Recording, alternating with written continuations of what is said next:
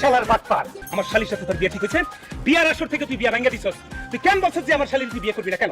আমি ভয় বলছি বিয়েটা করবো না ভাই, আমি যা কিছু করছি সেদিন আমি যখন বরযাত্রী নিয়ে কোলে বাড়িতে গেছিলাম, ঠিক তখনই মাঝ পথে একজন লোক এসে ফোন করে আমার বাবা মাকে বলে আমি যদি এই বিয়ে করি তাহলে তারা মেরে ফেলবে ভাই। মায়ের বাবাকে ফোন করে বলতে বাধ্য হয়েছি আমি মাইকে বিয়ে করবো না। আমি যা কিছু করেছি নিজের জীবন বাঁচাতে করছি ভাই। সে কি দেখতে উঁচা লম্বা সুন্দর নায়কের মতো? আপনি ঠিক বলেছেন ভাই, ওই ছেলে কিডন্যাপার হলো, দেখতে কিন্তু সে খুবই সুন্দর, স্মার্ট আছে। আপনি সবকিছু আমার শ্বশুরে বুঝে শুনে বলবেন, ওই শালা বাটপার আজকে হাতে নাতে ধরবো। না না না ভাই, আমি যদি এই কথা আপনার শ্বশুরকে বলি তাহলে সে বলেছে আমাকে কুত্তার ইনজেকশন দিবে। পুরুষ মানুষ এত ভয় পেলে চলবে? আমি আছি না, আমি সাপোর্ট দিব। আমি আপনার বাসায় চলেন না বিয়া। ঠিক আছে চলেন।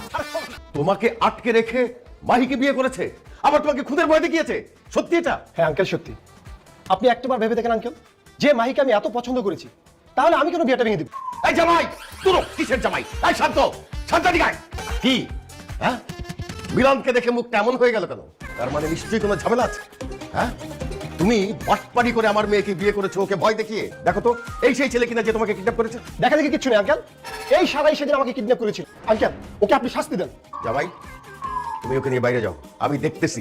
ঠিক আছে আঙ্কেল।